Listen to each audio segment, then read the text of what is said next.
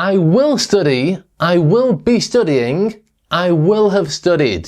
Loads of people ask me about the difference between those three tenses, the future simple, future continuous, and future perfect. So if you're not sure which to use, don't worry. In this video, I'm going to explain a few simple rules so you know exactly when to use each one, so you can talk confidently and accurately about the future in English. Seriously, it's really simple. Are you ready? Okay, the first future tense that we're looking at today is the future simple. So this is will plus the base verb. I will go, he will eat, they will take. And the common confusion, the reason people make mistakes with these tenses is because they don't know in which situations to use each one. So we use the future simple for instant decisions. Okay, a decision that you make right now while you are talking. Almost like a spontaneous thing that you have just decided. For example, someone says, "Oh, my brother's ill." And I say, "Oh no, I'll call him now." Okay, I've just made that decision right now, so I use will. We also use the future with will to talk about predictions, like your wedding will be a great day. Okay, I'm not sure, but I think it will be. Yeah, weddings normally are. But it's a prediction, so I use the future with will. We also use this tense for promises, like I will pay you tomorrow. Okay? You gave me 20 euros yesterday. I will pay you back. I promise. I will pay you tomorrow. And also offers, like, oh, I'll take you to the station if you want. Okay, I am offering to take you to the station because your car is broken and I'm very kind. I will take you to the station. Okay, just fairly simple, right? Now, a lot of people confuse will and going to. I'm not going to talk about that in this video, but I do have a video on that topic, which you can watch by clicking up there. By the way, if you're new here, I'm Greg. I make advanced grammar simple, teach you English pronunciation rules so you can speak English clearly and understand native speakers easily. And you can now download this new latest edition of my Quick Fix magazine. This helps you really learn these three future tenses because you see them used naturally in a short story. You will also learn some common chunks to help you speak more fluently. And there's a quiz, a writing challenge, and lots of other fun activities to help you remember this grammar in a fun, effective way. All you need to do is click the link up there. There's also a link in the description, or you can scan the QR code there. Just enter your email address and your name, and I will send it to you via email. And I will also send you each new edition as and when I publish it. All right. Let's move on to the future continuous. And then I'm going to show you a really effective way that you can actually practice using all of these three tenses. Okay, so first, the future continuous. To form it, we put will be and then the ing form of the verb. Will be going, will be taking, will be eating. And we use this for actions that are in progress at a specific point in the future.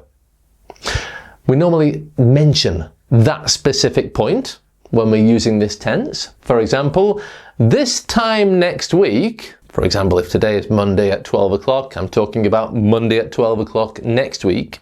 This time next week, I will be lying on a beach. At 4 p.m, again, specific point in the future, at 4 p.m, and then what is the action that is happening in progress at that specific time in the future? At 4 p.m, I'll be driving. I'll be sleeping when you come home. When you come home. That's the specific point in the future. and the continuous action that will be happening in progress at that specific point, I will be sleeping. So that's the main reason we use the future continuous. We can also use it though for polite, indirect questions about plans.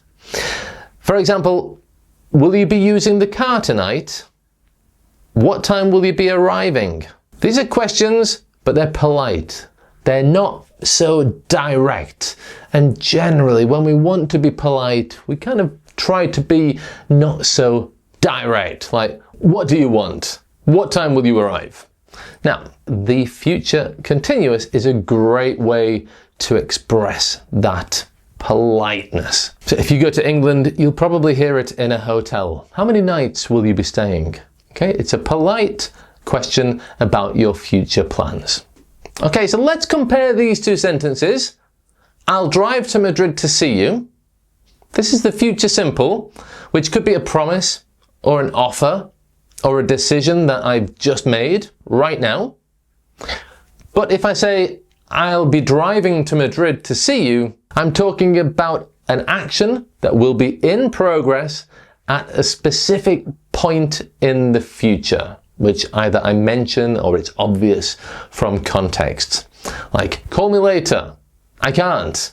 I'll be driving to Madrid. Now, can you imagine having short conversations with me every day about the future, so that when you need it in real life conversations, it's fresh, it's in your mind, and you feel confident using it. And the best way is to use the Teacher AI app, because you can practice with me or with my clone on the app. You also get corrections of your mistakes, so you can practice using these tenses in the future, and if you make a mistake, my clone will tell you and ask you to repeat it. So little by little, you're getting more practice and you are improving on the mistakes that you've made, so your level gradually gets better. And I don't know what you're specifically doing to improve your English, but when I ask people what they want, the thing that they normally want is more conversation practice. Even if they have lots of conversation practice, they always want more conversation practice. And with this app, it's unlimited. You can speak 24 hours a day if you want, all for the price of less than one conversation class. So everybody gets a free trial of this app, but you, just because you are watching this video, get a 20% discount on your subscription. All you have to do is enter the code GREG20 at the checkout and you can get an even better price on this app. So when you're practicing using the future tenses with me inside this app, no one's listening, no one's judging. It's just unlimited practice and corrections, and that is the best way to improve your spoken fluency. So try it. But before you do, let's look at the final tense today, which is probably the trickiest, the future perfect. This looks like will have and the past participle, will have taken, will have spoken. And we use this for actions that will be completed before a specific time in the future. Okay, so let's imagine the specific time in the future is 8 o'clock. By 8 o'clock, she will have finished dinner. Okay, so maybe it's at 1 minute to 8. Maybe it's at 7:30. Maybe earlier. Okay, but by that time, the action of finishing her dinner will have been completed. I also like to think of this in a different way. So imagine it's 8 o'clock in the future now. Okay, in fact, I'm gonna go to the future. Okay, let's stand here. It's 8 o'clock, and I look back and I say, she has finished dinner. She has finished dinner. She has finished dinner. That is what future you says. But because you're saying that now from the perspective of the present, you change she has, which is the present, into she will have, which is the future. Everything else stays the same. She has finished dinner. She will have finished dinner. Easy. Okay, another example. In the future, I might say, they have been to Lapland. But if I'm saying that from the perspective of now, and their trip to Lapland is actually in the future, I could say, by the end of the year, they will have been to Lapland. Okay, as you might have noticed, we often use the future perfect with these expressions. By the time, or when. Like, they will have built the bridge by 2036. We will have eaten when your plane arrives. Okay, now let's go back to those 3 sentences from the beginning. But before we do, if you've liked this video, please subscribe. If you do, you will learn a lot of English. That's a promise. This time next year, your English will have improved loads. That's a completed action before a future moment. And if you don't subscribe, I will be crying when this video ends. That's a continuous action at a specific time in the future. So, subscribe. Right, let's check those original examples again from the beginning of this video. I said, I will study. That's the future simple for a decision that's made now, or a promise, or an offer, or a prediction. I will be studying. This is the future continuous, and it shows a continuous action at a specific time in the future.